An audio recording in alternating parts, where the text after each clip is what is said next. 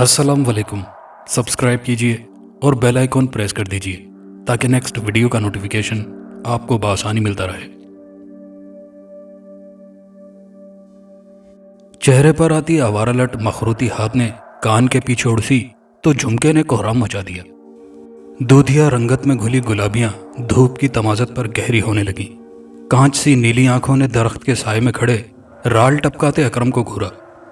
पसीने की नन्ही बूंदों से सजी पेशानी पर सलवटें पड़ गई। शरबती होंठ सख्ती से बाहम पेवस्त हुए। नीलगू आंखों में बेजारियत उभरी तो वो रुखे ताबा मोड़कर चल दी। अंगूरी कमीज के साथ आतिशी गुलाबी पजामा पहने वो लड़की बहार चमन आलम लगती थी। आतिशी गुलाबी दुपट्टे से झांकते लंबे घने बाल उसकी कमर के बोसे लेते नहीं थक रहे थे। वो कदम कदम चलती दूर हो रही थी। अकरम का जी चाहा कि वो भागकर जाए और उस 24 साल चलती फिरती कयामत का रास्ता रोक ले। चुनाचे अपनी सोच को अमली जामा पहनाने के ख्याल ने उसके साकित और खोए हुए वजूद को मुतहर्रिक किया तो वो उस दोशीज़ा के पीछे पीछे चलने लगा। लैला, उसकी पुकार पर वो चौंकी मगर रुकी नहीं। हस्बे मामूल अकरम आज भी उसका पीछा कर रहा था। झुकी नजरों में नापसंदीदगी बढ़ी और चाल में मजीद तेजी आ गई। मेरी बात तो सुन लैला। दिल के हाथों मजबूर अकरम बड़ा बेबस दिखाई देता था और खिलाफ आदत वो रुक गई। वह मुड़ी और कमर पर हाथ धरकर तीखी नाक कदरे चढ़ाकर बोली, क्या सुनूं? उसके सवाल पर वो गड़बड़ाया। नजर उसकी पेशानी से कुछ और ऊपर लंबी और सीधी मांग पर थी जिसने बालों को 2 हिस्सों में बांट दिया था। इससे पहले कि वो लब वाह करता वो फिर से गोया हुई। यही कि तू मुझसे प्यार करता है, ब्याह रचाना चाहता है मुझसे, है ना? यही कहेगा तू और कह भी कह सकता है। सुर्ख चेहरे पर गोया सारा खून सिमट आया था। अकरम ने उसकी समंदरी आंखों में शिकायत उभरती देखी तो डूब सा गया। लब भींच लिए कहने को कुछ नहीं था, वो सब जानती थी। तू भूल गया कि अब्बा ने तेरी माँ की कितनी बेइज्जती करके उन्हें घर से निकाला था? उसके रुखसार पर उमड़कर खत्म होते गड्ढे में उसे अपना फना होता हुआ महसूस हुआ। कमाता तो कुछ है नहीं और सारा दिन झूठे प्यार के गीत इस मनहूस दरख्त को सुनाता रहता है। मेरी मान, कोई काम धंधा ढूंढ और मेरी जान बख्श दे। लैला ने लत्ते लेने के बाद हाथ जोड़कर गुजारिश की। बात शंगरफी लबों तक आ पहुंची। उसने गुस्ताखी हो जाने के डर से नजर झुकानी चाहिए मगर ठोड़ी के गड़े ने ऐसा ना होने दिया। तेरा अब्बा क्या चाहता है? आखिर वो क्यों तुझे ब्याना नहीं चाहता? अकरम का लहजा शिकस्ता था। चंद लम्हों के लिए लैला की बोलती बंद हो गई। इस सवाल का जवाब तो वो खुद भी नहीं जान सकी थी। तो तू मेरी जिंदगी में दखल देना बंद कर दे अकरम, वरना बहुत पछताएगा। अपने अंदर के सवालों को दबाकर उसने घबराई हुई आवाज में कमजोर सी धमकी दी और फिर से अपना रास्ता नापने लगी। अकरम सरदाह भरकर वापस मुड़ गया। उसके नसीब में शायद लैला नामी लड़की थी ही नहीं। फिर न जाने क्यों वो उसके लिए मजनू बन गया था। सुस्त रवि से चलती लैला के दिमाग में झक्कड़ चल रहे थे। अकरम ने गोया उसकी दुखती रग दबाई थी। उसकी हम उम्र तमाम लड़कियां 3-3 बच्चे संभाल रही थी। गांव भर में बेटियों की शादियां जल्दी कर देने का रिवाज था। 15-16 साल की उम्र में ही लड़की के हाथ पीले कर दिए जाते। मगर अफसोस, लैला की किस्मत में ऐसा नहीं था। वो 24 साल की होकर भी कंवारी थी। उसका हुस्न, उसकी जवानी इतनी सहरंगेज थी कि उसे देखकर नौजवानों के दिल सीने में उधम मचा देते। उसके लिए सैकड़ों रिश्ते आ चुके थे मगर उसका बाप अल्लाह रखा बेदर्दी से हर रिश्ता ठुकरा देता। अकरम तो चलो निखट्टू था लेकिन गांव के बाकी के नौजवान तो काबिल थे। अल्लाह रखा शायद कहीं भी उसकी शादी करने पर रजामंद नहीं था। वो 13 साल की थी जब उसके लिए पहला रिश्ता आया था और अल्लाह रखा ने बिला वजह ही इनकार कर दिया। इस तरह कई रिश्ते आए मगर सबके लिए उसके लबों से खारिज होने वाला एक लफ्जी जवाब ना था। अगर कोई पूछ लेता क्यों, तो जवाबन गंभीर खामोशी ही सुनने को मिलती। लैला की माँ फरजाना हमेशा कुड़ती रहती। वो अल्लाह रखा के इस इनकार पर न जाने कितने वहम दिल में पालती, 100 वसवसे दिमाग पर सवार करती। अगर कभी झुंझलाकर वो कुछ उल्टा सीधा बोलती तो अल्लाह रखा उसे जलील करके रख देता। अपनी इज्जत बचाने और शोहर के जूते ना खाने के ख्याल से उसकी जबान चलना बंद हो जाती और वो एक बार फिर बेबस होकर रह जाती। अल्लाह रखा जानता था कि लैला उसके लिए वाकई सोने की मुर्गी साबित हुई थी। वो बहुत सौ को लैला के ख्वाब दिखाकर उनसे अपनी अय्याशियों का खर्च ले चुका था। लैला का गैर मामूली हुस्न और चढ़ती जवानी ने उसके लिए शराब का हुसूल आसान बना दिया था। उसने जिंदगी में कभी हाथ से कमाई करने का सोचा ही कब था। वो तो बस ताउम्र नशे में डूबा रहना चाहता था। اس کی خوشی کی انتہا نہ رہی جب شہر کے کسی امیر لڑکے کا لیلا کے لیے رشتہ آیا۔ اس نوجوان کے ٹھاٹ دیکھ کر ہی اس کی بانچیں کھل گئیں۔ تاہم وہ لالچ اور ہرس کی دلدل میں ڈوبتا یہ سوچنے لگا تھا کہ شاید لیلا کے لیے اس سے بھی زیادہ امیر لڑکے کا رشتہ آ جائے، اور پھر ایسا ہو بھی گیا۔ لیکن اس کا بڑھتا لالچ لیلا کی بڑھتی عمر نہیں دیکھ رہا تھا۔ وہ اسے مزید اکسا رہا تھا کہ وہ ابھی انتظار کرے، شاید اس سے بھی اچھی آسامی مل جائے جو ساری زندگی اس کے لیے شراب اور منشیات کا انتظام کرتا رہے۔ دونوں ماں بیٹی سلائی کڑھائی سے زندگی کی گاڑی گھسیٹ رہی تھی۔ فرزانہ اس جوان دوشیزہ کے فرض سے جلد از جلد سبکدوش ہونا چاہتی تھی، مگر اللہ رکھا کہ ہوتے ایسا ناممکن نظر آتا تھا۔ لیلا سوچوں میں گم چلتی جا رہی تھی جب بہت ہی اچانک اسے لگا کہ کوئی اس کے سامنے سے گزرا تھا۔ وہ رک گئی۔ اس نے سر اٹھا کر ارد گرد نظر گھمائی، وہاں کوئی نہیں تھا۔ ڈھلتی عمر کا سورج اب پہلے سے قدرے ٹھنڈا ہو گیا تھا۔ دھوپ کی کرنیں اس کے اوپری بدن کو اپنی لپیٹ میں لیے ہوئے تھی۔ اسے اپنے سینے میں ہلکی سی گھبراہٹ اٹھتی محسوس ہوئی۔ اس نے سر جھٹکا، پھر قدم بڑھا لیے۔ یہ کون سی نئی بات تھی؟ یہ بھی پچھلے 15 برس سے اس کے ساتھ ہو رہا تھا۔ جب بھی اس کے لیے کوئی رشتہ آتا، وہ کسی لڑکے سے بات کرتی تو اس کے ساتھ یہی ہوتا۔ اس کے سینے میں گھبراہٹ جنم لیتی۔ اس نے محسوس کیا کہ یہ گھبراہٹ اسے اکرم کے قریب آتے ہی شروع ہو گئی تھی، مگر وہ اپنی سوچوں میں غرق تھی، اس لیے دھیان نہیں کر سکی۔ شاید ابھی بھی وہ انجان ہی رہتی اگر اس کے سامنے سے کوئی گزرا نہ ہوتا۔ بہرحال ہمیشہ کی طرح آج بھی وہ کسی سائے کو دیکھ کر چونک گئی تھی، مگر اگلے ہی لمحے وہاں کچھ نہیں تھا۔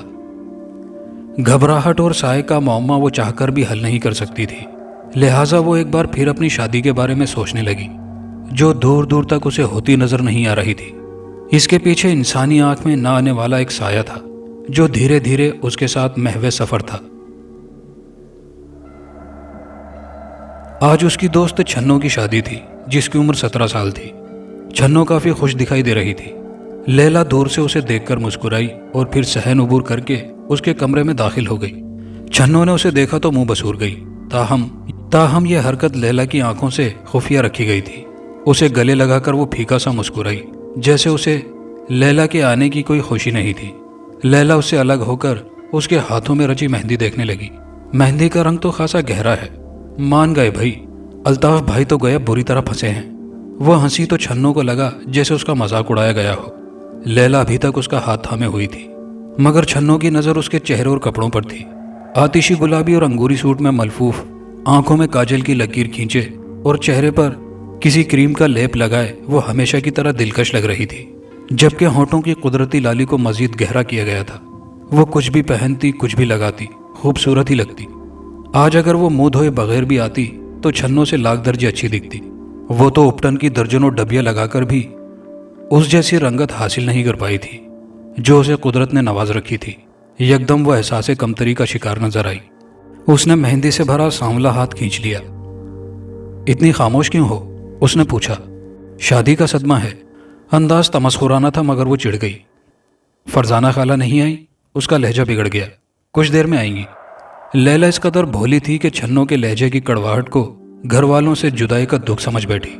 کچھ دیر اسے باتیں کرنے کے بعد وہ صحن میں اس کی ماں کے پاس آ گئی، جو گاؤں کی چند عورتوں کے ساتھ بیٹھی اکلوتی بیٹی کا سسرال سے آیا نکاح کا جوڑا دکھا رہی تھی۔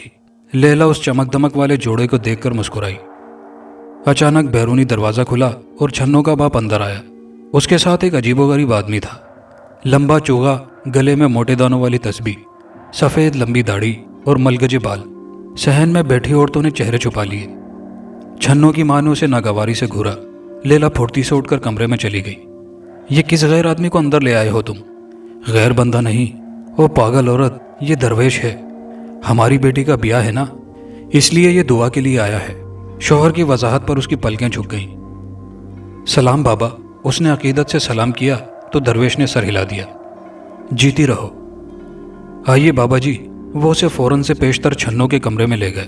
چھنوں نے دوپٹہ سر پر لیا جبکہ لیلا نے پلوں کھینچ کر ہونٹ اور ناک چھپانا چاہے۔ درویش نے چھنوں کے سر پر ہاتھ رکھا اور نظر بھٹک کر پاس بیٹھی حور پر جا پڑی۔ اس کے چہرے کی نزاکت اور معصومیت نے لمحے بھر میں درویش کا دین و ایمان لوٹ لیا تھا۔ اس کی بزرگی کو کھلتی جوانی نے نوچ پھینکا اور ساری پیری فقیری منہ چھپا کر بھاگ گئی۔ اب وہاں صرف ایک بوڑھا شخص نہ تھا اور اس کے نفس کو ورغلاتا شیطان۔ اس کی نیت اور ارادے سے بے خبر لیلا اپنے آپ میں سمٹی بیٹھی تھی۔ تبھی درویش کا ہاتھ اٹھا اور لیلا کے سر پر آن رکا۔ اس کا جھکا سر کچھ اور جھک گیا۔ ہماری اس بیٹی کے لیے بھی کچھ کرو بابا، اس کا باپ اسے کسی بھی لڑکے کے ساتھ بیانے کو تیار نہیں، چھنوں کے باپ نے دکھ سے کہا۔ بوڑھے کی آنکھیں کسی خیال کے تحت چمکی۔ اس نے ہاتھ سر سے اٹھایا اور اس کے جھمکے کو چھونے کے بعد انگلیاں اس کے رخسار سے مس کی۔ لیلا کا دل زور سے دھڑکا، سینے کی گھبراہٹ شدید ہوئی اور پلو ہاتھ سے چھوٹ گیا۔ اس نے نظریں اٹھا کر انسان نما شیطان کو دیکھا۔ اس کی نیلی آنکھوں کا جادو چلا اور وہ بوڑھا آدمی جو کچھ دیر پہلے ایمان دے چکا تھا اب اسے جان کے لالے پڑ گئے تھے۔ اس کا اوپر کا سانس اوپر اور نیچے کا نیچے رہ گیا تھا۔ اس نے اپنی 69 سالہ زندگی میں ایسا ملکوتی حسن نہیں دیکھا تھا۔ لیلا کی گھبراہٹ میں شدت آ گئی۔ وہ اٹھ کر باہر چلی آئی۔ صحن کے گھڑے سے پانی پینے کے بعد بھی اسے اطمینان نہیں ہوا تو وہ چپ چاپ وہاں سے چل دی۔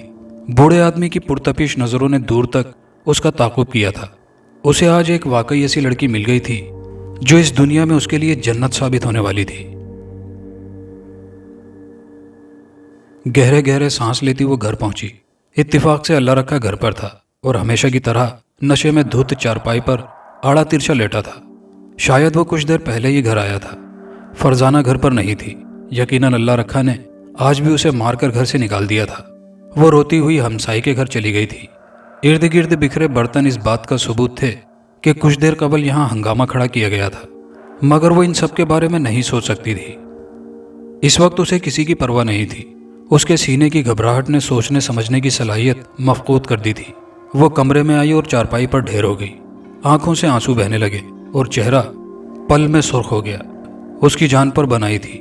یوں لگا جیسے جسم سے روح نکلنے لگی ہو، اور پھر اچانک اسے سکون سا آنے لگا، جیسے کسی نے مرہم لگا کر سارا درد چن لیا ہو۔ اسے نیند آنے لگی اور وہ سو گئی۔ جب آنکھ کھلی تو رات کے 3 بج رہے تھے۔ اس نے اٹھتے ہی اپنا تکیہ اٹھایا اور توقع کے عین مطابق اس کے نیچے بستر پر ڈھیروں گلاب کی پتیاں بکھری تھی۔ پیلے بلب کی روشنی میں وہ کچھ زیادہ ہی خوبصورت دکھائی دے رہی تھی۔ لیلا کے چہرے پر مسکان سج گئی۔ یہ پھول کئی سالوں سے اس کے تکیے کے نیچے پتیوں کی صورت میں بکھرے ملتے تھے۔ انہیں یہاں کون رکھتا تھا وہ نہیں جانتی تھی، حالانکہ اس نے کئی بار فرزانہ سے ذکر کیا تھا، مگر وہ اسے یہ کہہ کر ٹال دیتی کہ ضرور وہم ہوگا، اس کے علاوہ کچھ نہیں۔ یہ سب کہیں نہ کہیں آپس میں جڑتے تھے، مگر لیلا کے لیے عجب مخمصہ تھا جسے حل کرنا ناممکن تھا۔ وہ چارپائی پر لیٹی ان پھولوں کو مٹھی میں لے کر خود پر گراتی گنگناتی جا رہی تھی۔ دور کہیں سائے نے یہ گنگناہٹ بخوبی سنی تھی، اور پھر اس معصوم سائے نے آواز کے ماخذ تک پہنچنے میں دیر نہ لگائی۔ چارپائی پر لیٹی حسیناؤں کی ملکہ خود پر گلاب کی پتیاں گراتی خود بھی ایک پھول لگ رہی تھی۔ وہ مسکراتی رہی تھی، سایہ بھی مسکرانے لگا۔ 15 سال پہلے بھی وہ ایسے ہی اس کی طرف کھینچا چلا آیا تھا، پھر رفتہ رفتہ اس کا عادی ہو گیا اور اب اس سے الگ ہونے کا سوال ہی پیدا نہیں ہوتا تھا۔ جس طرف وہ جاتی تھی اسی طرف عشق جاتا تھا۔ وہ لاکھ منع کرتا، لاکھ سر جھٹکتا، مگر ڈھیٹ ابن ڈھیٹ عشق اس کا ہاتھ پکڑ کر اسی راہ پر لے جاتا جہاں اس کی خوشبو ہوتی، جہاں اس کی پرچھائی ہوتی، جہاں اس کا عکس ہوتا، جہاں اس کا حسن ہوتا، جہاں اس کی جوانی ہوتی اور جہاں وہ خود ہوتی۔ بوڑھا آدمی کوئی درویش نہیں تھا بلکہ ایک سادھو تھا۔ جمعہ 8 دن نہیں ہوئے تھے اسے اس گاؤں میں آئے، اور اس نے اپنے شیطانی کرشمات سے لوگوں کا دل جیت لیا تھا۔ سب اسے عزت مآب سے نوازتے اور اس کے جوتے اٹھانے کو اپنی خوش قسمتی سمجھتے۔ اس کے آستانے پر گاؤں کی عورتوں کا رش لگا رہتا۔ ٹسوے بہاتی اپنے گھروں کا رونا روتی عورتیں تعویذ گنڈوں کے لیے اس کے تمام جائز و ناجائز مطالبات ماننے کے لیے تیار ہو جاتی۔ البتہ جب بوڑھے سادھو نے لیلا کو دیکھا تھا اس پر تو گویا چین کی نیند حرام ہو چکی تھی۔ وہ جلد از جلد اسے آستانے پر لانے کے بعد سہانے خواب دکھا کر اپنی خواہشات کی تکمیل چاہتا تھا۔ اس کا مقصد لیلا جیسی خوبصورت لڑکی کی عزت پر دھبا لگا کر اسے شیطان کے سامنے پیش کر کے کالے جادو کا ایک اہم وار حاصل کرنا تھا، اور یہ یقیناً کئی سال کی ریاضت اور محنت سے بہتر تھا۔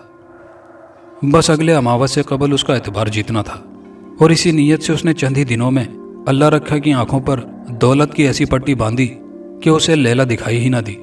اس کے مطابق وہ لیلا کی شادی ایک ایسے امیر کبیر شخص سے کروا سکتا تھا جو اس کے دن سونے کے اور رات ہیرے کر دیتا۔ بس اللہ رکھا اور کیا چاہتا تھا۔ وہ اگلے ہی دن لیلا کی مزاحمت کو کسی خاطر میں نہ لاتے ہوئے اسے لے کر آستانے پر پہنچ گیا۔ پان سے اٹے دانت نکالتا وہ اس کے سامنے جا بیٹھا۔ لیلا نے کری صورت بوڑھے کو ناگواری سے دیکھا جو اسے ندیدے پن سے گھور رہا تھا۔ اس کی بھوکی نظروں سے خائف ہو کر اس نے دوپٹے کو مزید اپنے گرد پھیلا دیا۔ آج پھر اسے گھبراہٹ ہو رہی تھی، اور بالکل ویسی ہی جیسی چھنوں کے گھر ہوئی تھی۔ عموماً اس گھبراہٹ میں شدت نہیں ہوتی تھی، بس وقفے وقفے سے ایک ہلکی سی لہر اٹھتی اور ختم ہو جاتی، مگر اس مکروب بوڑھے کے سامنے آنے پر اس کی حالت غیر ہو جاتی تھی۔ اب بھی اس کا دل چاہا کہ یہاں سے بھاگ جائے، مگر باپ کے ڈر سے وہ ایسا نہ کر سکی۔ اس کی حالت سے محظوظ ہوتا بوڑھا خباثت سے مسکرایا تھا۔ اب روز یہی ہوتا، لیلا یہاں آتی اور وہ اس پر کچھ عمل کرنے کے بعد اسے واپس بھیج دیتا۔ لیلا جب گھر جاتی تو اس کے حواس ٹھکانے پر نہ ہوتے تھے۔ جوان بیٹی کی یہ حالت دیکھ کر فرزانہ کے دل میں ہول اٹھتے، مگر اللہ رکھا کے سامنے اس کی ایک نہ چلتی۔ اس روز سادھو نے اللہ رکھا کو بھیج دیا۔ لیلا وہیں بیٹھی رہی۔ تمام عورتوں کو اس نے نامراد ہی لوٹا دیا اور آستانہ خالی ہو گیا، یہاں تک کہ اس کا خاص چیلا بھی غائب ہو گیا۔ تنہائی میں اس پر شیطانیت سوار ہو گئی۔ اپنے ناپاک ارادوں کو انجام دینے کے لیے وہ لیلا کے قریب کھسکا۔ پہلو میں ادھم مچاتی دھڑکنیں اور ان میں اٹھتی درد کی تیز لہر نے لیلا کو بے کل کر دیا۔ اس کی آنکھوں سے آنسو رواں ہوئے اور سانس دھونکنے کی مانند چلنے لگی۔ وہ پلکیں موندے سہمی بیٹھی ہوئی تھی۔ سادھو نے اس کے پاکیزہ آنچل پر اپنا مکروہ ہاتھ رکھا۔ اس سے پہلے کہ دوپٹہ لڑک کر اس کے بالوں کو بے پردہ کرتا، لیلا نے لمبا سانس لیا اور آنکھیں کھول کر اس بوڑھے کو کھا جانے والی نظروں سے دیکھا۔ اعصاب چٹکنے لگے۔ نہ جانے اس دھان پان سی لڑکی میں اتنی ہمت کہاں سے آئی کہ اس نے اپنا دایاں ہاتھ اس کے سینے پر رکھا تو وہ اچھل کر دیوار میں جا لگا۔ سادھو کی آنکھیں حیرت کی زیادتی سے پھٹ گئی۔ تیری اتنی جرت؟ وہ سنبھل کر اٹھا تو رگوں میں شرارے دوڑنے لگے۔ لیلا اٹھی اور سر پر دوڑ لگا دی۔ سانس چڑھنے لگا تو دل کی دھڑکن بھی بڑھ گئی، اور پھر یہ گھبراہٹ۔ آج تو گویا اس کی جان لے کر ہی جانے والی تھی۔ وہ باغوں کے کناروں پر قطار بنائے درختوں کے درمیان تھک کر بیٹھ گئی۔ نہ جانے اتنی جلدی وہ یہاں تک کیسے بھاگ کر آئی تھی۔ درخت سے ٹیک لگا کر کچھ دیر آنکھیں بند کر کے سکون محسوس کرتی رہی۔ حواس واپس لوٹے تو گھبراہٹ جاتی رہی۔ تبھی اس کی آنکھوں پر بالوں کی چند لٹیں ہوا کے دوش پر دستک دینے لگیں۔ وہ چونک اٹھی۔ ہوا کے شور میں کسی کے قدموں کی چاپ سنائی دی۔ کون تھا وہاں؟ سیاہ چوغے میں ملبوس اس کی طرف پیٹ کیے کوئی کھڑا تھا۔ وہ متحیر سی اٹھ کر اس کے قریب چلی آئی۔ اس سے پہلے کہ وہ اسے مخاطب کرتی، کسی نے پیچھے سے اس کا بازو دبوچ لیا۔ اس افتاد پر ایک فلک شگاف چیخ کے ساتھ وہ مڑی، آنکھیں پھیل کر کنپٹیوں سے جا لگی۔ سادھو اپنے خطرناک تیوروں سے اسے گھور رہا تھا۔ وہ پچھلے قدموں چلنے لگی اور کسی سے ٹکرا گئی۔ لب کپ کپائے۔ بچا لو مجھے، اس نے التجا کی اور مڑ کر اسے دیکھنے لگی، مگر وہاں تو کوئی نہیں تھا۔ وہ بھگ سے اڑ گئی۔ بھیانک قہقہے لگاتا سادھو اس کے قریب آیا۔ کوئی نہیں بچا سکتا تجھے، مجھ سے بچ کر نہیں جا سکتی تو، ایک اور قہقہا گونجا۔ اچانک وہ ساکت ہو گیا۔ اس کے ہونٹ سمٹ گئے، آنکھوں سے پانی گرنے لگا، اور چہرہ یوں تھا کہ گویا سارا لہو نچڑ گیا ہو۔ وہ منہ کے بل پورے قد سے گرا تو بدحواسی سے لیلا چلا کر پیچھے ہٹی۔ زمین پر ڈھیر ہوتے اس کی لاش غائب ہو گئی۔ اس کے پیچھے عشق کھڑا تھا، اس کے بچپن، لڑکپن اور جوانی کا عشق، جو اس کی سریلی آواز پر مرتا تھا۔ لمبا قد، چوڑا سینہ اور کثرتی بازو۔ کیا وہ جنذات تھا؟ گہری سبز آنکھیں اور نقوش سے ٹپکتی وجاہت، کیا وہ واقعی جنذات تھا؟ لیلا سانس رو کے اسے ہی دیکھ رہی تھی۔ وہ قدم قدم چلتا اس کے قریب آیا تو وہ ڈرنے لگی۔ ان دونوں کے درمیان چند انچ کا فاصلہ تھا۔ لیلا کی دمکتی رنگت گلابی ہونے لگی۔ آنکھوں کے سامنے ایک سایہ لہرا گیا۔ وہ دم بخود کھڑی تھی۔ وہ سایہ، وہ عکس، یہی تھا جو اب اس کے سامنے کھڑا اسے ٹکر ٹکر دیکھ رہا تھا۔ اس نوجوان نے ہاتھ آگے بڑھایا اور اس کے گلال ہوتے رخسار پر دھر دیا۔ لیلا کے سینے میں درد کی ایک لہر سی اٹھ کر ختم ہو گئی۔ اس نے نظریں جھکا لی۔ اس شخص کے ہاتھوں سے پھول کی پتیاں نکل نکل کر لیلا کے قدموں پر گر رہی تھی۔ وہ بھنچکا رہ گئی۔ ہمارے ساتھ چلو گی ہماری دنیا میں؟ بڑا عجیب سوال تھا۔ وہ چونک پڑی۔ پھر نہ جانے کیوں اس نے ہاں میں سر ہلا دیا۔ سایہ مسکرایا، وہ بھی مسکرانے لگی۔ سر اس کے چوڑے سینے پر دھرا تو ایک سکون سا محسوس ہوا، بالکل ویسے ہی جیسے اکثر گھبراہٹ کے بعد وہ محسوس کرتی تھی۔ اس پر غنودگی طاری ہونے لگی۔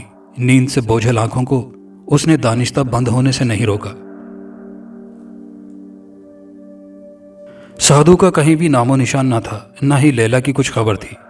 فرزانہ نے شور ڈالا، اللہ رکھا کو بددعائیں دی، سینہ کوبی کرتی رہی، مگر لیلا لوٹ کر نہیں آئی۔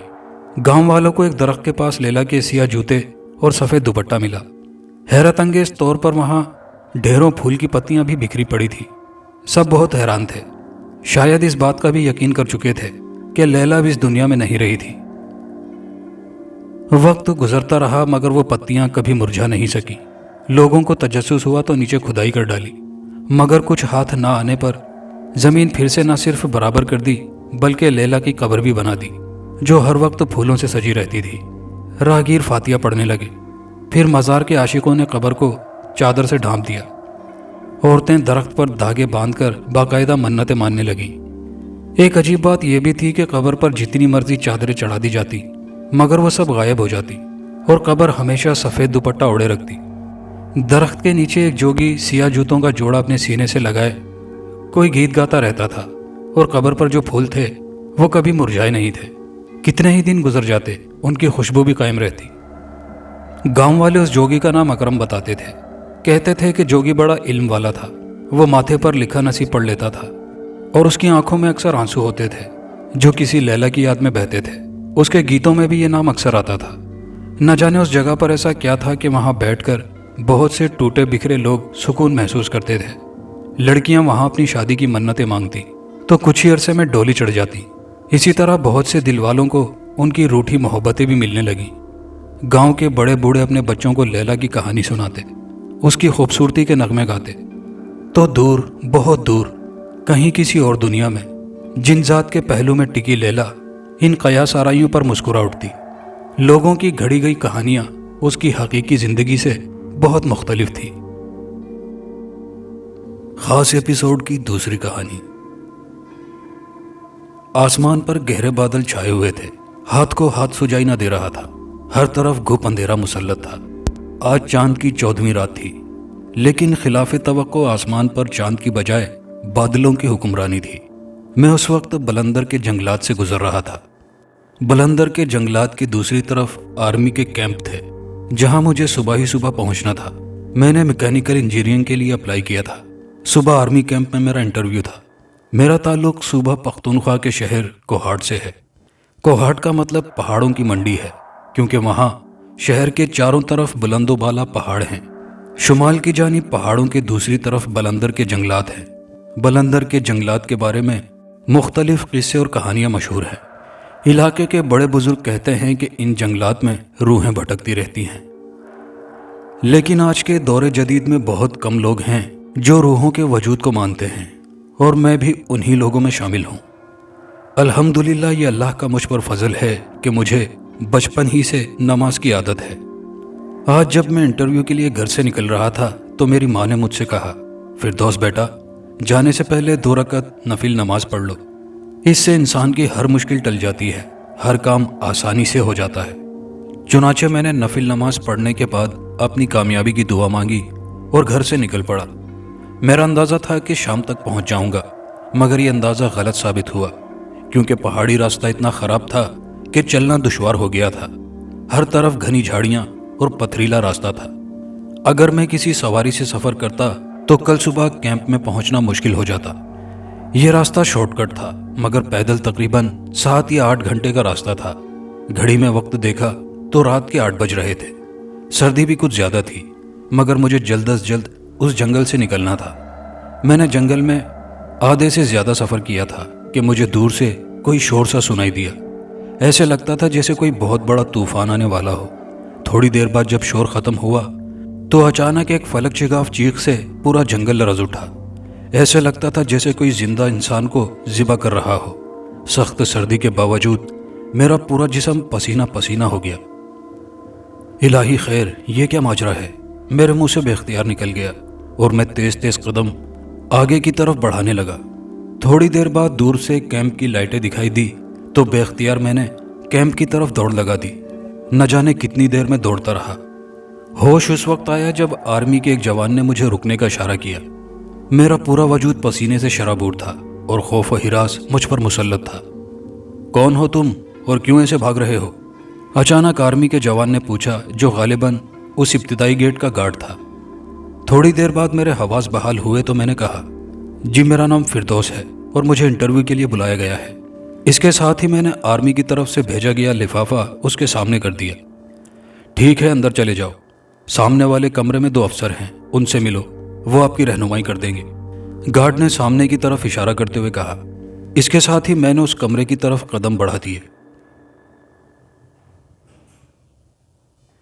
یہ ایک بڑا حلنما کمرہ تھا جس کے وسط میں کالی ماتا کا سیاہ خوفناک بت رکھا ہوا تھا۔ بت کے سامنے پنڈت نارائن آنکھیں بند کیے ہوئے کسی عمل میں مصروف تھا۔ اچانک پورا حال ہلنے لگا جیسے کوئی زلزلہ آ گیا ہو۔ تھوڑی دیر بعد جب زمین کا ہلنا بند ہو گیا تو پنڈت نارائن نے جے کالی ماتا کا نعرہ لگا کر سجدے میں گر گیا۔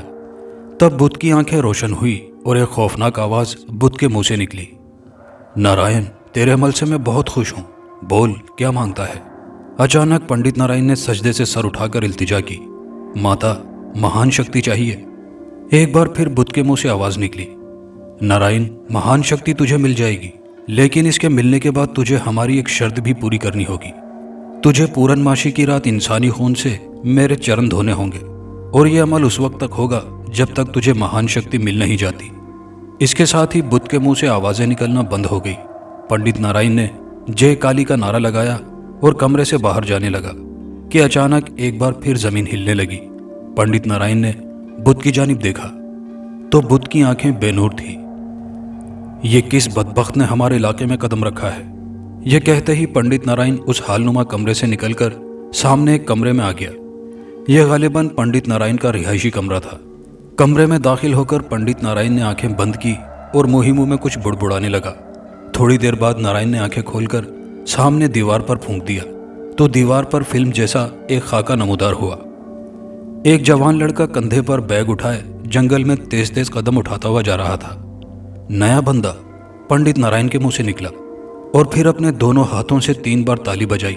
تھوڑی دیر بعد سامنے ایک خوفناک قسم کی مخلوق موجود تھی۔ گرو مجھے کیوں بلایا ہے؟ نرما ہمارے علاقے میں کوئی لڑکا آیا ہے، اسے پکڑ کے لا، میں اس کے خون سے کالی کے چرن دھوؤں گا، اور اس کے بعد اس لڑکے کا دل اور کلیجہ تو کھا لینا۔ جا اور اس لڑکے کو ہمارے پاس لے کر آ۔ نارائن نے اس عجیب الخلقت مخلوق کو حکم دیا، جیسے آپ کا حکم۔ یہ کہتے ہی وہ اپنی جگہ سے غائب ہو گیا۔ سلام سر، کمرے میں داخل ہوتے ہوئے میں نے کہا۔ سامنے 2 آفیسر بیٹھے ہوئے تھے۔ وعلیکم سلام کہتے ہی انہوں نے مجھے کرسی پر بیٹھنے کا اشارہ کیا۔ جی میرا نام فردوس ہے اور کل میرا انٹرویو ہے۔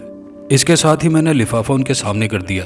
تھوڑی دیر بعد ایک افسر مجھ سے مخاطب ہوا، جوان ہم آپ کی انٹری کر دیتے ہیں، آپ ساتھ والے کمرے میں چلے جائیں، وہاں اور بھی کینڈیڈیٹ ہیں، رات وہاں آرام کریں، انشاءاللہ صبح انٹرویو ہوگا۔ شکریہ سر، یہ کہتے ہی میں کمرے سے نکل گیا۔ صبح انٹرویو شروع ہوا۔ شکر ہے کہ میرا نمبر جلدی آ گیا۔ بہرحال انٹرویو سے فارغ ہوا تو تقریباً دن کے 11 بج رہے تھے۔ ہم سب کو اگلے 7 ماہ کی تاریخ کو بلا لیا گیا تھا۔ اب مجھے واپس گھر جانا تھا، لیکن اب میں سوچ رہا تھا کہ کس راستے سے جاؤں، لیکن رات والے واقعے سے میں گھبرا گیا تھا، اس لیے میں نے گاڑی میں جانا پسند کیا۔ تقریباً شام 7 بجے میں گھر پہنچ گیا، لیکن دروازے کو تالا لگا ہوا تھا۔ میں حیران تھا کہ گھر کے لوگ کہاں چلے گئے، لیکن جب میری نظر جانو کاکا کے گھر پر پڑی تو میں حیران رہ گیا، کیونکہ لوگ جوک در جوک جانو کاکا کے گھر میں داخل ہو رہے تھے۔ یا اللہ خیر، یہ کیا ہوا؟ میں بڑبڑاتا ہوا جانو کاکا کے گھر کی طرف چل پڑا۔ جانو کاکا کے گھر کے ساتھ ہی ان کا حجرہ تھا۔ حجرے میں محلے کے سارے بڑے بزرگ جوان سب جمع تھے کہ اچانک ابو کی نظر مجھ پر پڑی۔ فردوس بیٹے آؤ، میں نے سلام کیا اور ایک سائڈ پر دوستوں کے ساتھ بیٹھ گیا۔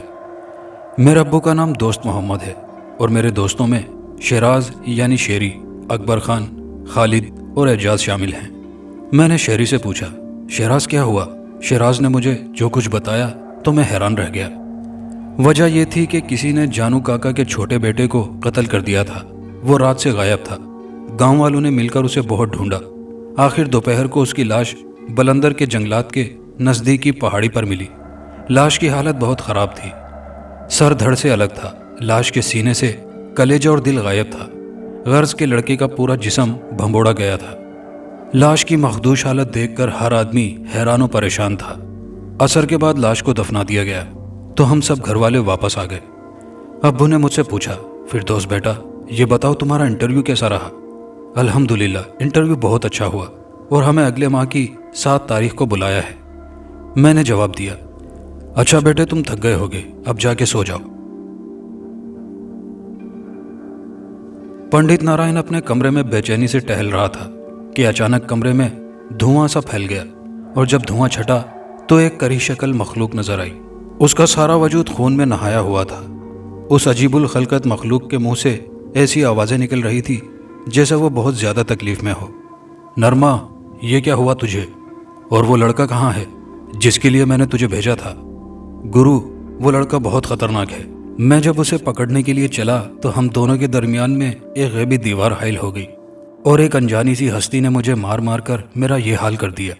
میں نے ہر حربہ استعمال کیا مگر میرا ہر بار ناکام ثابت ہوا۔ گرو، ایسے لگتا ہے جیسے کوئی بڑی ہستی اس لڑکے کی حفاظت کر رہی ہے، وہ کوئی معمولی لڑکا نہیں۔ گرو مجھے بچاؤ، میری تکلیف آہستہ آہستہ بڑھ رہی ہے۔ گرو مجھے بچاؤ۔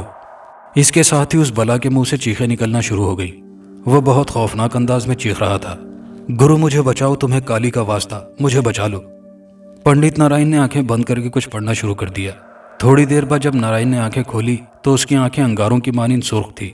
اس نے فوراً نرما کی طرف پھونک ماری، لیکن اس پھونک کا اس پر کچھ اثر نہ ہوا، الٹا وہ زور زور سے چیخنے لگا۔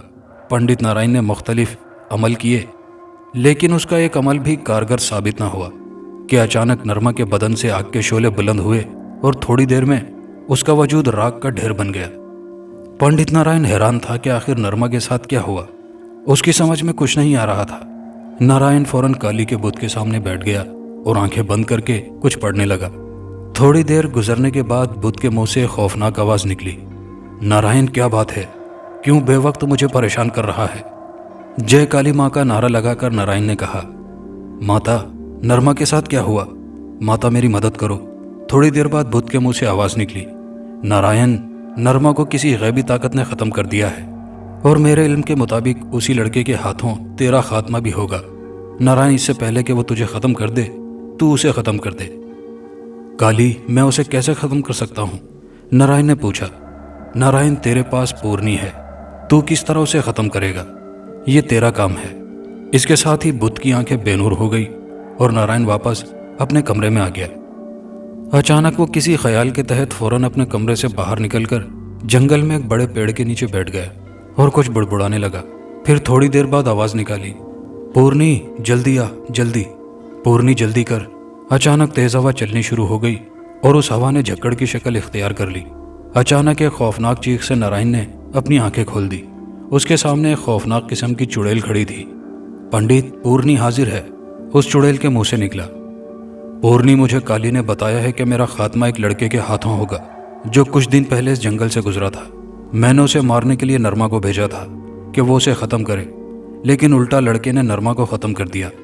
لیکن مرنے سے پہلے نرما نے مجھے بتایا تھا کہ کوئی غیبی قوت لڑکے کی رہنمائی کر رہی ہے۔ اب تو یہ بتا کہ میں کیا کروں اور اس لڑکے کو کیسے ختم کروں، کیونکہ کالی نے مجھے بتایا ہے کہ وہ لڑکا بہت خطرناک ہے۔ نارائن نے ایک ہی سانس میں پوری کہانی سنا دی۔ تو اس کا مطلب یہ ہوا کہ تمہاری جان کو خطرہ ہے، پورنی نے کہا۔ ہاں پورنی، اس لیے تو تجھے بلایا ہے، مجھے کوئی مشورہ دے۔ گرو، تمہاری یہی عادت مجھے پسند ہے کہ کوئی بھی کام شروع کرنے سے پہلے تم مجھ سے مشورہ کرتے ہو اور منصوبہ بندی کرتے ہو۔ اب یہی دیکھو، اس لڑکے سے تمہارا سامنا بھی نہیں ہوا اور اس کے لیے تم نے ابھی سے جال بچھانا شروع کر دیا ہے۔ تم اس طرح کرو کہ پہلے اپنی جان کسی اور چیز میں محفوظ کر دو، پھر انسانی خون سے نہانے کے بعد مہاگیانی عمل شروع کر دو۔ اس سے تمہاری شکتی بڑھ جائے گی، اس سے تم اپنی جان کسی بھی چیز میں محفوظ کر سکتے ہو اور پھر کوئی بھی تم کو ختم نہیں کر سکے گا اور تم ہمیشہ کے لیے امر ہو جاؤ گے۔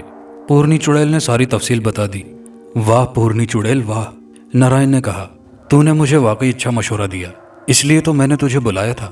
پھر پورنی نے کہا، گرو، تم نے مجھ پر بہت احسان کیا ہے جو تم نے مجھے اس خبیث جوگی سے آزاد کرایا ہے۔ تمہارے لیے کل ہی انسانی خون کا بندوبست ہو جائے گا۔ اور یہ کہتے ہی پورنی اپنی جگہ سے غائب ہو گئی۔ شاباش پورنی، یہ کہتے ہوئے نارائن بڑے حال میں کالی کے بت کی طرف چل پڑا۔ میں بہت خوش تھا کیونکہ آج میری کزن صوبیہ ہمارے گھر آ رہی تھی۔ صوبیہ اور میں دونوں بچپن سے ہی اکٹھے ہی پلے بڑے تھے۔ صوبیہ کے والد سرکاری افسر تھے، ان کا تعلق محکمہ وابڈا سے تھا۔ جب صوبیہ کے والد کا تبادلہ پشاور ہو گیا تو ان کی پوری فیملی پشاور شفٹ ہو گئی۔ آج بہت عرصے بعد وہ لوگ ہمارے گھر آ رہے تھے۔ میں بہت خوش تھا کیونکہ میں اور صوبیہ ایک دوسرے سے حد درجہ پیار کرتے تھے۔ میں سارا دن گھر میں پڑا ان لوگوں کا انتظار کر رہا تھا۔ آخر خدا خدا کر کے یہ انتظار بھی ختم ہوا اور باہر دروازے پر دستک ہوئی۔ جب میں دروازہ کھول کر باہر نکلا تو سامنے انکل سلیم اور چاچی فوزیہ تھے اور ان کے پیچھے میری کل کائنات صوبیہ کھڑی تھی۔ میں نے انکل اور چاچی کو سلام کیا اور انہیں اندر لے آیا۔ گھر کے سب لوگ بہت گرم جوشی سے ان سے ملے۔ تھوڑی دیر ادھر ادھر کی گپ شپ ہونے لگی کہ اچانک انکل سلیم نے ابو سے پوچھا، بھائی جان میں نے سنا تھا کہ جانو کاکا کے بیٹے کو کسی نے قتل کر دیا ہے۔ ہاں سلیم میاں، جانو کاکا کے بیٹے کا بہت برا حال تھا۔ لاش کی حالت بہت خراب تھی۔ لاش کو دیکھ کر لوگوں پر سکتہ طاری ہو گیا تھا۔ ہر آدمی اپنی اپنی جگہ حیران و پریشان تھا۔ بھائی جان شام کو انشاءاللہ دعا کے لیے جانو کاکے کے ہاں چلیں گے، انکل سلیم نے کہا۔ ہاں ہاں کیوں نہیں سلیم میاں، ضرور چلیں گے۔ شام کو انکل سلیم اور ابو دونوں جانو کاکا کے ہاں چلے گئے تو مجھے موقع مل گیا کہ صوبیہ سے جی بھر کے باتیں کروں کیونکہ وہ اکیلی لان میں بیٹھی ہوئی تھی۔ کیسی ہو صوبیہ؟ میں نے کہا۔ فردوس آؤ بیٹھو، کیسے ہو؟ صوبیہ نے پوچھا۔ بس کسی کی یاد کے سہارے زندہ ہوں، میں نے کہا۔ اچھا تو آج آپ موڈ میں ہیں؟ ویسے کس کی یادوں کے سہارے زندہ ہیں؟ صوبیہ نے مذاق میں کہا۔ صوبیہ کبھی کبھی میں سوچتا ہوں کہ اگر تم مجھے نہ ملی تو پتہ نہیں میرا کیا ہوگا۔ کیا ہوگا؟ بس یہی ہوگا کہ تم دوسری جگہ شادی کر لو گے، اور کیا ہوگا؟ صوبیہ نے تقریباً ہنستے ہوئے کہا۔ صوبیہ کی بچی، تمہیں شرم نہیں آئی یہ کہتے ہوئے؟ ارے آپ تو غصہ کر رہے ہیں، میں تو مذاق کر رہی تھی، اور شرم تو غیروں سے کی جاتی ہے، تم تو میرے اپنے ہو، صوبیہ نے اندازے دل ربائی سے کہا۔ ابھی ہم یہ باتیں کر رہے تھے کہ سامنے سے لون کی طرف چاچی فوزیہ اور امی آ رہی تھی۔ میں نے صوبیہ سے کہا، یہ دیکھو کباب کی ہڈیاں ہماری طرف ہی آ رہی ہیں۔ تو صوبیہ منہ پر ہاتھ رکھ کر ہنس پڑی۔ ارے فردوس بیٹے، تم یہاں ہو؟ میں تو سمجھی تھی کہ تم ابو اور انکل سلیم کے ساتھ جانو کاکا کے وہاں گئے ہو۔ امی نے کہا۔ امی جان، ابو نے مجھے خود گھر پر رہنے کے لیے کہا تھا، کہہ رہے تھے کہ صوبیہ اکیلی بور ہو جائے گی، اس لیے تم اس کے ساتھ رہو۔ میں نے صوبیہ کو آنکھ کا اشارہ کرتے ہوئے کہا۔ امی سے کہا تو صوبیہ نے بڑی مشکل سے اپنی ہنسی روکی اور اخبار سے چہرے کو چھپا لیا۔ شیطان، میں تمہیں بہت اچھی طرح جانتی ہوں کہ کون بور ہو رہا تھا، تم یا وہ؟ امی نے کہا تو میں نے اپنا سر جھکا دیا۔ فردوس، میں ماں ہوں، اور ماں کے چہرے پر ہی نہیں دل میں بھی آنکھیں ہوتی ہیں۔ ابھی امی نے یہ بات کی ہی تھی کہ ابو اور سلیم انکل بھی آ گئے۔ ہاں بھائی، کیا باتیں ہو رہی ہیں؟ ابو نے کہا۔ تمہاری صوبیہ بیٹی بور ہو رہی تھی اور آپ نے اس کی بوریت دور کرنے کے لیے اس کے پاس فردوس بیٹے کو روکے رکھا، بس یہی باتیں ہو رہی تھی۔ امی نے ہنستے ہوئے ابو کی بات کا جو اب جواب دیا اور بے اختیار ابو کے منہ سے قہقہا نکل گیا۔ ارے بھائی، کسی نے کیا خوب کہا ہے کہ بلی سے دودھ کی حفاظت کی کوئی امید نہیں رکھنی چاہیے، اور اس بات پر سب کے قہقہے بلند ہو گئے۔ باتیں کرتے ہوئے کافی دیر ہو گئی تو امی نے کہا، بھائی رات بہت ہو گئی ہے، سلیم اور فوزیہ بھی تھکے ہوئے لگ رہے ہیں، میرا خیال ہے سونا چاہیے، باقی باتیں کل ہوں گی۔ سب لوگوں نے امی کی بات کی تائید کی اور اپنے کمروں کی طرف چل پڑے۔ میں بھی اپنے کمرے میں آ گیا اور پاگلوں کی طرح ہنسنے لگا کیونکہ بار بار صوبیہ کا مسکراتا چہرہ میرے سامنے آ جاتا۔ نیند میری آنکھوں سے کوسوں دور تھی، بس بستر پر کروٹیں بدلتا رہا۔ آخر خدا خدا کر کے نیند بھی آ گئی، مگر صبح ایک بری خبر نے مجھے پریشان کر دیا کیونکہ قمر زمان کو کسی نے قتل کر دیا تھا۔ قمر زمان بہت اچھا جوان تھا، اس کی کوہاٹ شہر میں ہنگو روڈ پر دکان تھی۔ ماں باپ کا اکیلا ہی سہارا تھا۔ اس کی ماں بھی یہ صدمہ برداشت نہ کر سکی اور اپنے خالق کے حقیقی سے جا ملی۔ لاش کی حالت بالکل ایسی تھی جیسے جانو کاکا کے بیٹے کی تھی، پورا بدن ٹکڑوں میں تقسیم تھا، اور کوئی بھی ماں اپنے جگر کے ٹکڑے کو ٹکڑوں میں دیکھ کر کیسے زندہ رہ سکتی تھی۔ اور قمر زمان کے والد بھی جیسے پاگل ہو گئے تھے، بہت پریشان تھے، ہر آنکھ اشک بار تھی۔ کسی کی سمجھ میں نہیں آ رہا تھا کہ یہ سب کون کر رہا ہے۔ بھائی جان، مجھے تو یہ کوئی آسیبی چکر لگ رہا ہے، کیونکہ جو حال جانو کاکا کے لڑکے کا ہوا تھا وہی حال قمر زمان کا بھی ہے۔ آپ کا کیا خیال ہے؟ سلیم انکل نے ابو سے پوچھا۔ سلیم میاں، میری سمجھ میں کچھ نہیں آ رہا کہ یہ سب کچھ کیا ہو رہا ہے۔ ابو نے کہا، بہرحال شام تک قمر زمان اور اس کی والدہ کو دفنا دیا گیا۔ سب لوگ بہت افسردہ تھے۔ قمر زمان کے بیچارے والد کبھی رو رہے تھے تو کبھی بلند آواز میں قہقہے لگا رہے تھے۔ اب تو لاشوں کا سلسلہ شروع ہو گیا تھا، روزانہ کوئی نہ کوئی قتل ہو جاتا اور اس کی لاش بلندر کے پہاڑی پر ملتی اور سب کو ایک ہی طریقے سے قتل کیا جاتا۔ پورا گاؤں پریشان تھا۔ سب لوگ شام سے پہلے ہی اپنے اپنے گھروں میں دبک جاتے تھے۔ میں خود بھی حیران تھا کہ یہ سب کیا ہو رہا ہے، آخر کس کی نظر ہمارے گاؤں کو لگ گئی۔ ہم سب لوگ اکٹھے گھر میں بیٹھے اس موضوع پر بات کر رہے تھے کہ میں نے ابو سے کہا، ابو، سلیم انکل ٹھیک ہی کہہ رہے ہیں کہ یہ کوئی آسیبی چکر ہے، کیونکہ جس دن میں انٹرویو کے لیے گیا تھا تو میں نے گاڑی سے جانے کی بجائے شارٹ کٹ بلندر کے جنگل سے جانے کا فیصلہ کیا، لیکن یہ راستہ خراب تھا۔ رات کو میں بلندر کے جنگل سے گزر رہا تھا، وہاں پر میں نے ایک عجیب سی چیز دیکھی۔ پہلے مجھے شور سا سنائی دیا اور پھر زوردار چیخ سنائی دی، ضرور اس جنگل میں کچھ ہے۔ جب میں نے اپنی بات ختم کی تو ابو مجھ پر برس پڑے، یہ کیا کہہ رہے ہو تم؟ آخر تمہیں ضرورت ہی کیا تھی بلندر کے جنگل کے راستے سے جانے کی؟ لوگ دن کو وہاں جانے سے کتراتے ہیں اور تم رات کو وہاں سے گزرے۔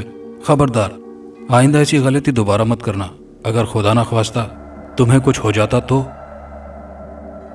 ابو نے جب اپنی بات ختم کی تو سلیم انکل نے مجھے پیار سے کہا، بیٹا آئندہ غلطی سے بھی تم اس طرف مت جانا۔ یہ بات تو طے ہے کہ وہ جنگل خطرناک ہے، اور میرا خیال ہے کہ جتنے بھی قتل ہوئے ہیں ضرور ان کا تعلق جنگل سے ہے۔ ابو نے بھی اس بات کی تائید کی۔ دوسری صبح پھر ایک منحوس خبر گاؤں والوں کو ملی، حاجی حق نواز صاحب کا بیٹا قتل ہو گیا ہے۔ اس کی بھی حالت پہلے لاشوں کی طرح تھی۔ آخر گاؤں والوں نے فیصلہ کیا کہ اس گاؤں پر نحوست کا سایہ ہے، اس لیے یہ گاؤں چھوڑ دینا چاہیے۔ لیکن ابو نے کہا، نہیں، ہمیں یہ گاؤں نہیں چھوڑنا، بلکہ ہمیں اس کو ختم کرنا ہے جو یہ سب قتل کر رہا ہے۔ ہم سب کو مل کر اسے ڈھونڈنا چاہیے کہ کون ہے جو ایسا کر رہا ہے، اور اگر یہ کسی آسیب کا چکر ہے تو ہم کسی عامل سے رابطہ کرتے ہیں۔ سب نے ابو کی بات سے اتفاق کیا۔ لیکن دوست محمد، عامل کون لائے گا؟ انور چاچا جو ابو سے عامل کے بارے میں پوچھ رہے تھے کہ میں درمیان میں بول پڑا، میں خود شہر جا کر عامل بابا کو لے آؤں گا۔ اچانک شیراز درمیان میں بول پڑا، ہم تمام دوست فردوس کے ساتھ ہیں۔ اگر آج ہمارے گاؤں پر برا وقت آ گیا ہے تو ہمارا فرض بنتا ہے کہ ہم بھی اس برے وقت میں ایک دوسرے کے دکھ درد کے ساتھی بنے۔ اکبر میری طرف دیکھ کر بولا، فردوس محمد، ہم سب تمہارے ساتھ ہیں۔ انشاءاللہ ہم سب کل صبح شہر جا کر کسی بزرگ سے ملتے ہیں، دیکھتے ہیں کیا ہوتا ہے۔ آپ سب گاؤں والے دعا کریں، انشاءاللہ اللہ تعالیٰ بہتر کرے گا۔ اور سب لوگ اپنے اپنے گھروں کی طرف چلے گئے۔ میں بھی واپس گھر آ گیا۔ گھر آ کر میں نے ابو سے کہا، ابو آپ مجھ پر بھروسہ رکھیں، انشاءاللہ ہم ضرور کامیاب ہوں گے۔ ابو، اپنے لیے تو سب جیتے ہیں، مگر زندگی کا مزہ تو تب ہے کہ بندہ دوسروں کے کام آئے۔ یہ تو ایک نیک کام ہے، انشاءاللہ ہم اس نیک کام میں ضرور کامیاب ہوں گے۔ نہیں، تم کہیں نہیں جاؤ گے۔ اچانک کونے سے امی نکل آئیں۔ امی نے شاید ہماری باتیں سن لی تھی۔ اس دوران انکل سلیم اور فوزیہ چاچی بھی آ گئیں۔ فردوس بیٹے، تم کہیں نہیں جاؤ گے، خدا نہ خواستہ اگر تمہیں کچھ ہو جائے تو؟ امی نے گھبراتے ہوئے کہا، ارے امی، آپ کیسی باتیں کر رہی ہیں؟ کیا اس لیے آپ نے مجھے بڑا کیا ہے کہ مجھے ایک نیک کام سے روک دیں؟ اور پھر میں اکیلا کب ہوں؟ میرے ساتھ اور بھی لڑکے ہیں، انشاءاللہ ہم ضرور کامیاب ہوں گے۔ ابو، آپ سمجھائیں امی کو، میں نے ابو کی طرف دیکھتے ہوئے کہا۔ فردوس ٹھیک کہہ رہا ہے بیگم، نیک کام کے لیے جا رہا ہے تو اسے مت روکو، بلکہ اسے دعائیں دو کہ اللہ اسے کامیاب کرے، ابو نے امی کو سمجھاتے ہوئے کہا۔ فردوس کے ابو، مجھے بہت ڈر لگ رہا ہے، پتہ نہیں میرا دل کیوں گھبرا رہا ہے۔ ارے تم خواہ گھبرا گئی ہو، یہ اکیلا کب ہے، اس کے ساتھ اور بھی تو دوست ہیں۔ اگر اللہ نے ہمیں بیٹا دیا ہے تو اسے ڈھال مت بناؤ، بلکہ اسے تلوار بنا کر استعمال کرو، ابو نے امی سے کہا۔ آخر بڑی مشکل سے امی راضی ہو گئی۔ فردوس بیٹے، ابو مجھ سے مخاطب ہوئے، اب تمہارا کیا ارادہ ہے؟ ابو، سب سے پہلے میں شہر جا کر استاد حافظ محمد خان خالد صاحب سے ملوں گا۔ آپ کو پتہ ہے کہ وہ اللہ والے ہیں، شاید وہ ہماری کچھ رہنمائی کریں۔ میں نے ابو سے کہا، ہاں بیٹا، یہ ٹھیک کہا تم نے، پھر تم اس طرح کرو، صبح ان کے پاس چلے جانا۔ ٹھیک ابو، میں نے کہا۔ تھوڑی دیر کے بعد سب سونے کے لیے اپنے کمروں کی طرف چلے گئے۔ میں اٹھا اور اپنے کمرے میں آ گیا، مگر یہ کیا، صوبیہ پہلے سے میرے کمرے میں موجود تھی۔ ارے صوبیہ، تم خیر تو ہے؟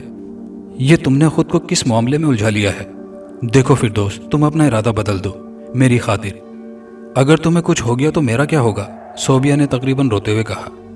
ارے پگلی، مجھے کچھ نہیں ہوگا، تمہاری دعائیں ساتھ ہیں تو انشاءاللہ میں ضرور کامیاب ہو جاؤں گا۔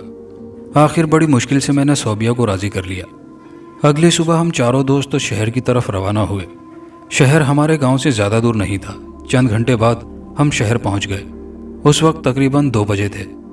سب سے پہلے ہم استاد حافظ محمد خالد خان صاحب سے ملے، جو شہر کی جامع مسجد کے امام بھی تھے۔ میں نے سعادت مندی سے استاد کو سلام کیا۔ استاد صاحب نے गर्म जोशी से सलाम का जवाब देते हुए कहा, फिरदौस बेटे कैसे हो, खैर तो है, आओ बैठो, कैसे आना हुआ? उस्ताद ने मुझसे पूछा। मैंने सारा वाक़या उस्ताद मोहतरम के गोशगुजार कर दिया। थोड़ी देर बाद उस्ताद ने मुझसे कहा, बेटा ये तो बहुत अच्छी बात है कि तुम सब एक नेक काम के लिए घर से निकले हो। मैं तुम्हें ख़त देता हूँ, वो तुम मेरे उस्ताद ग़ुलाम रसूल तक पहुँचा देना। तुम्हारे सारे मसले का हल वो तुम्हें बता देंगे। मगर वो कहते हैं ना कि चिराग तले अंधेरा वाली बात है। मेरे उस्ताद ग़ुलाम रसूल तुम्हारे गांव के नज़दीक मीर अहमद खेल गांव में रहते हैं और मस्जिद में इमाम भी हैं और उनका अपना मदरसा भी है। मीर अहमद खेल गांव में एक ही बड़ा मदरसा है। तुम जाकर उनसे मिलो, मेरा सलाम कहना और ये ख़त दे देना। उस्ताद मोहतरम आपका बहुत बहुत शुक्रिया। हम सब ने बारी बारी उस्ताद से हाथ मिलाया और अपने गांव वापसी के लिए चल पड़े। गांव के करीब आकर हम अपने घरों की बजाय मीर अहमद खेल गांव की तरफ चल पड़े। मीर अहमद खेल गांव हमारे गांव से तकरीबन 5 किलोमीटर के फासले पर वाक़ है। हम तकरीबन इशा की नमाज के वक्त मीर अहमद खेल गांव पहुंचे। अब हम मोहतरम ग़ुलाम रसूल साहब के सामने बैठे थे। हाँ तो बच्चों, ये बताओ कैसे आना हुआ? उस्ताद ग़ुलाम रसूल ने इंतहाई प्यार से पूछा। सबसे पहले मैंने अपने उस्ताद का ख़त उन्हें दिया और उसके बाद पूरे गांव का हाल उन्हें सुनाया। थोड़ी देर वो सोचते रहे, फिर बोले, बेटा इस वक्त नमाज का वक्त हो रहा है, पहले नमाज पढ़ते हैं, उसके बाद इंशाल्लाह सब ठीक हो जाएगा। हम सब उठे और नमाज बाजमात अदा की और वापस उस्ताद ग़ुलाम रसूल के कमरे में आ गए।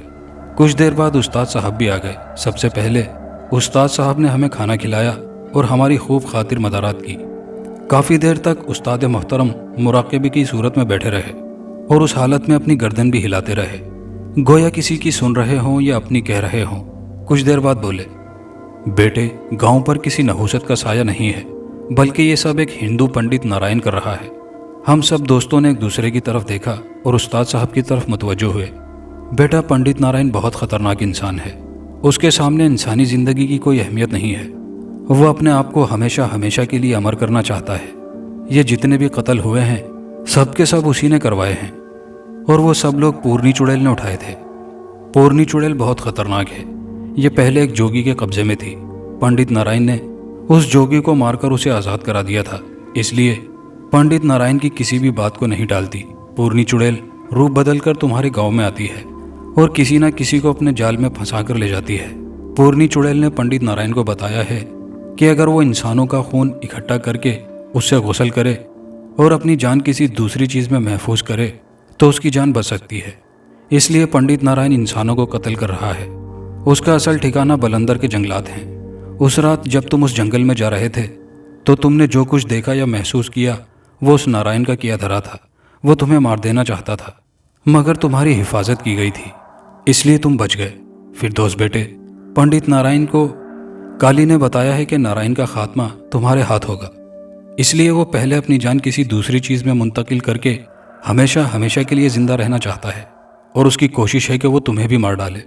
इतना कहने के बाद उस्ताद मोहतरम खामोश हुए। हम सब भी खामोश थे। मैं सोच रहा था कि पंडित नारायण बदबख्त मेरी जान के पीछे क्यों पड़ा हुआ है? क्या वाकई उसका खात्मा मेरे हाथों होगा? अचानक इस खामोशी का सकूत उस्ताद मोहतरम ने तोड़ा। देखो मेरे बच्चों, बदी की ताकत चाहे कितनी भी ताकतवर हो, नेकी की ताकत उस पर गालिब रहती है। खैर और शर की जंग तो रोज़े अव्वल से ही शुरू है, लेकिन जीत हमेशा खैर की होती है। मेरे बच्चे, अगर तुम चाहो तो उस बदबख्त को ख़त्म कर सकते हो, वरना वो अपना अमल मुकम्मल करके हर तरफ तबाही और बर्बादी शुरू कर देगा। और वैसे भी तुम इस बात से अंदाज़ा लगाओ कि वो अब तक कितने कत्ल कर चुका है। मेरे बच्चे, थोड़ी सी हिम्मत की ज़रूरत होगी, वरना पंडित नारायण को ख़त्म करना इतना मुश्किल नहीं। उसके बाद उस्ताद साहब खामोश हो गए। उस्ताद मोहतरम, वैसे भी मेरी जान अब ख़तरे में है, मगर मुझे अपनी जान की परवाह नहीं, बल्कि मैं अपने गांव वालों के लिए फ़िक्रमंद हूँ और इंशाअल्लाह मुझे यकीन है कि मैं उस बदबख्त को ख़त्म कर दूंगा। मैंने उस्ताद साहब से कहा। शाबाश मेरे बच्चे, तुम वाकई एक नेक और ईमानदार बच्चे हो। उस्ताद साहब ने फिर कहना शुरू कर दिया, बेटे मैं तुम्हें चंद चीज़ें देता हूँ जो तुम्हारे काम आएंगी और तुम्हारी हिफाजत होगी, मगर तुम सिर्फ अकेले उस जंगल में जाओगे। तुम्हारा कोई भी दोस्त तुम्हारे साथ नहीं जाएगा, क्योंकि वहाँ कदम कदम पर ख़तरा है। उसके बाद उस्ताद मोहतरम ने मुझे एक तावीज़ और एक तलवार दी और कहा, तावीज़ को तुम गले में डाल लेना, इससे किसी भी किस्म का जादू तुम पर असर नहीं करेगा। और ये तलवार कोई आम तलवार नहीं है। इस तलवार से तुम नारायण का सर धड़ से अलग करना। جب تم اس جنگل میں داخل ہوگے تو تمہیں روکنے کی بہت کوشش کرے گا۔ جنگل کے وسط میں ایک پرانی سی حویلی ہے اور نارائن اسی حویلی میں رہتا ہے۔ یہ ہوائی مخلوق مختلف روپ بدل کر تمہیں روکنے کی کوشش کریں گی، مگر ان کی پہچان یہ ہے کہ یہ مخلوق اپنی آنکھیں نہیں جھپکاتی اور نہ ادھر ادھر آنکھوں کو حرکت دیتی ہے۔ تمہارے سامنے جو بھی آئے اس تلوار سے اس کو ختم کر دینا۔ اب تم جاؤ، میں تمہارے لیے دعا کروں گا کہ اللہ تمہیں کامیاب کرے۔ ہم نے استاد محترم سے اجازت مانگی اور اپنے گاؤں کی طرف چل پڑے۔ رات کافی ہو چکی تھی۔ تھوڑی دیر میں ہم گاؤں پہنچ گئے۔ سارا گاؤں اندھیرے میں ڈوبا ہوا تھا۔ میں نے اپنے دوستوں سے کہا، تم سب اپنے اپنے گھر کو جاؤ اور میں سیدھا بلندر کے جنگلات کی طرف چلتا ہوں۔ اگر اللہ کو منظور ہوا تو انشاءاللہ صبح تک میں گاؤں میں پہنچ جاؤں گا۔ فردوس، اپنا خیال رکھنا۔ پورے گاؤں کا انحصار اب تم پر ہے۔ ہم سب دوست تمہارے لیے دعا کریں گے، خدا تمہارا حامی و ناصر ہو۔ پھر میں باری باری اپنے دوستوں سے ملا اور جنگل کی طرف چل پڑا۔ سب سے پہلے میں نے اپنے گلے میں تعویذ کو چیک کیا اور تلوار کو اپنے ہاتھوں میں مضبوطی سے تھام لیا۔ راستے پر جاتے ہوئے میری زبان پر سورہ یاسین کا ورد جاری تھا، اور پھر جیسے ہی میں نے جنگل میں قدم رکھا تو درختوں پر بیٹھے ہوئے پرندے پھڑپھڑانے لگے جیسے وہ میری آمد سے اڑ گئے ہوں۔ سارا جنگل اندھیرے میں ڈوبا ہوا تھا۔ میں اللہ کا نام لے کر آگے کی طرف بڑھنے لگا۔ ابھی میں تھوڑی دوری گیا تھا کہ سامنے سے میرے ابو آ رہے تھے۔ میں حیران ہوا کہ ابو جنگل میں اس وقت کیا کر رہے ہیں۔ میرے قریب آ کر ابو نے کہا، میں نے تمہیں کہا تھا کہ تم آئندہ اس جنگل میں اکیلے نہیں جاؤ گے۔ میرے منع کرنے کے باوجود تم یہاں چلے آئے۔ چلو واپس گھر چلو۔ نہیں ابو، میں واپس نہیں جاؤں گا، میں نے کہا تو اچانک میرے کانوں میں غلام رسول استاد کی آواز آئی، یہ سب فریب ہے، ختم کر دو اسے۔ اور پھر ایک لمحہ بھی ضائع کیے بغیر میں نے تلوار کے ایک بھرپور وار سے اس کا سر تن سے جدا کر دیا۔ ایک خوفناک چیخ اس کے منہ سے نکلی اور تھوڑی دیر بعد اس کی راکھ میرے سامنے پڑی تھی۔ میں نے اللہ کا شکر ادا کیا اور آگے کی طرف چلنے لگا۔ ابھی میں تھوڑی دور ہی گیا تھا کہ تیز ہوا چلنا شروع ہو گئی۔ ایسا لگتا تھا جیسے بہت بڑا طوفان آنے والا ہو، اور واقعی ہوا نے طوفان کی شکل اختیار کر لی۔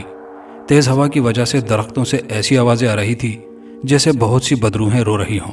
اچانک میرے سامنے بہت خوفناک شکل کی ایک چڑیل نمودار ہوئی۔